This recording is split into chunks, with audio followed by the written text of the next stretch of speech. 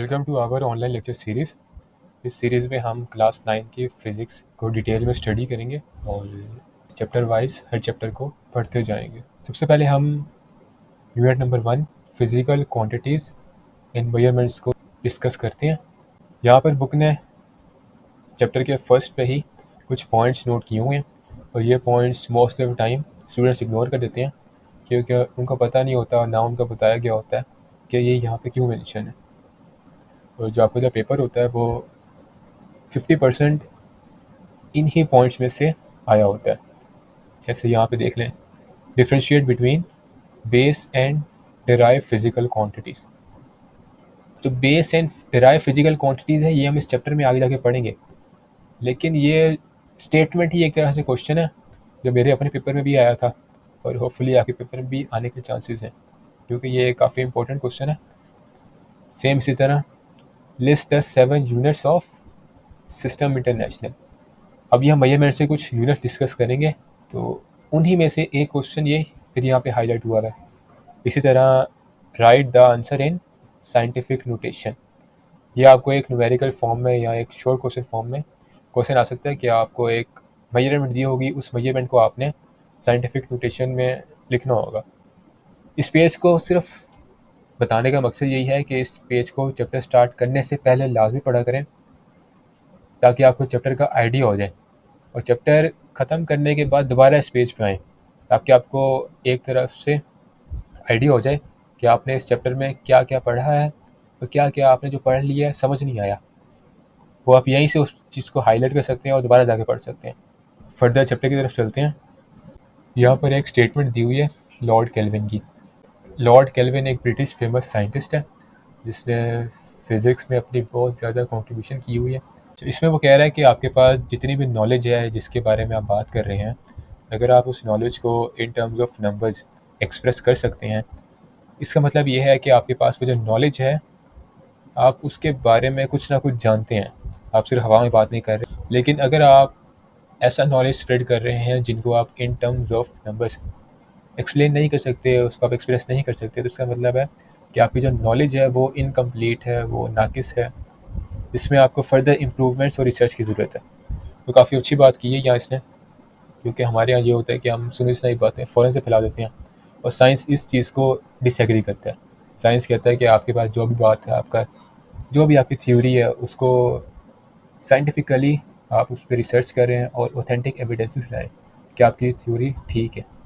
Chapter के यहाँ से स्टार्ट में डिस्कस हो रहा है कि इंसान शुरू से ही नेचर में होने वाली चेंजिंग और जो डिफरेंट डिस्कवरीज हैं इनसे बहुत ज़्यादा इंस्पायर होता रहा है। He observes various phenomena and tries to find their answers by logical reasoning.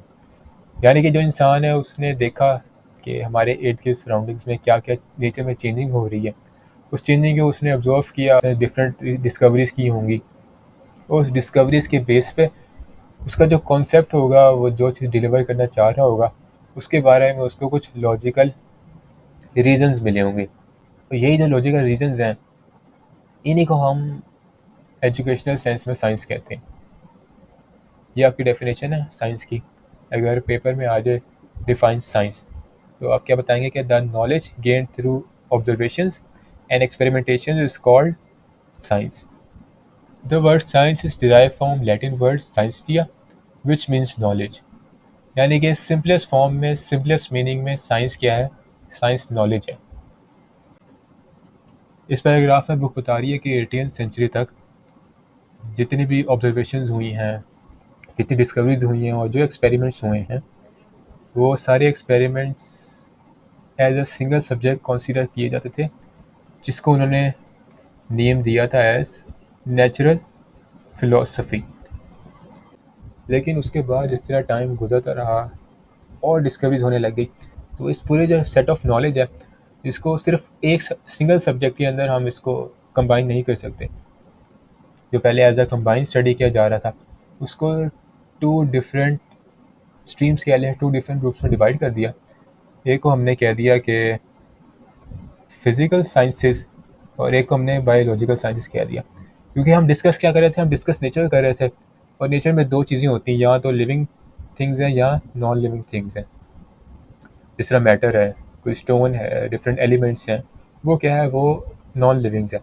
लेकिन नेचर में क्योंकि हमारे पास ट्रीज़ हैं, प्लांट्स हैं, एनिमल्स हैं और बहुत सारी चीज़ें हैं, माइक्रो ऑर्गेनिजम्स हैं, ठीक है। तो इस चीज़ की स्टडी को हमने बायोलॉजिकल साइंसेस कह दिए। अब पेपर के पॉइंट ऑफ व्यू से इस पैराग्राफ में आपने एक तो हमने साइंस पढ़ा कि साइंस क्या होती है, उसके बाद आपसे पूछा जा सकता है what is natural philosophy and what are the two main streams of natural philosophy. तो जब आपसे पूछा जाए दो मेन स्ट्रीम्स कौन सी हैं, उसमें आप बताएंगे one is physical sciences and other one is biological sciences. ये as a whole combine question भी आ सकता है, लेकिन ये सेपरेट क्वेश्चन भी आ सकता है कि डिफाइन फिजिकल साइंसेस।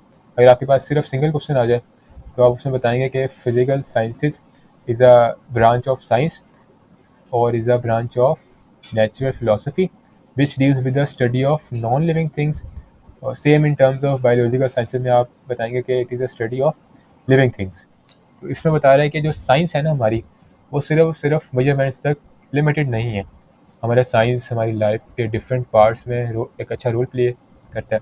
यहाँ पे बुक में बताया जा रहा है कि over the centuries man has improve the methods of measurements. Time के साथ साथ जिस तरह डिफरेंट रिसर्च हुई और डिफरेंट एक्सपेरिमेंट्स किए गए, तो हमारे पास कुछ ऐसे मशीन्स, कुछ ऐसे मेजरमेंट टूल्स आ गए जो मेजरमेंट्स को ज़्यादा से ज़्यादा एक्यूरेट करता रहा। फर्दर ये सिर्फ एक चैप्टर का इंट्रोडक्शन बताया गया। In this unit we will study some of physical quantities and few measuring instruments. तो इस चैप्टर में हम वही कुछ फिजिकल क्वांटिटीज़ के बारे में स्टडी करेंगे और कुछ मेजरिंग इंस्ट्रूमेंट्स के बारे में। ये वीडियो इस चैप्टर का सिर्फ एक छोटा सा इंट्रोडक्शन था, जिसमें मैंने बताया कि इस चैप्टर में क्या क्या है और क्या क्या डिस्कस करेंगे। और नेक्स्ट वीडियो में इस चैप्टर का हम फर्स्ट पॉइंट स्टडी करेंगे, इंट्रोडक्शन टू फिजिक्स। अगर आपको वीडियो अच्छी लगी हो तो चैनल को सब्सक्राइब कर दें, वीडियो को लाइक कर दें और जो चीज़ समझ नहीं आई उसके बारे में कमेंट कर दें।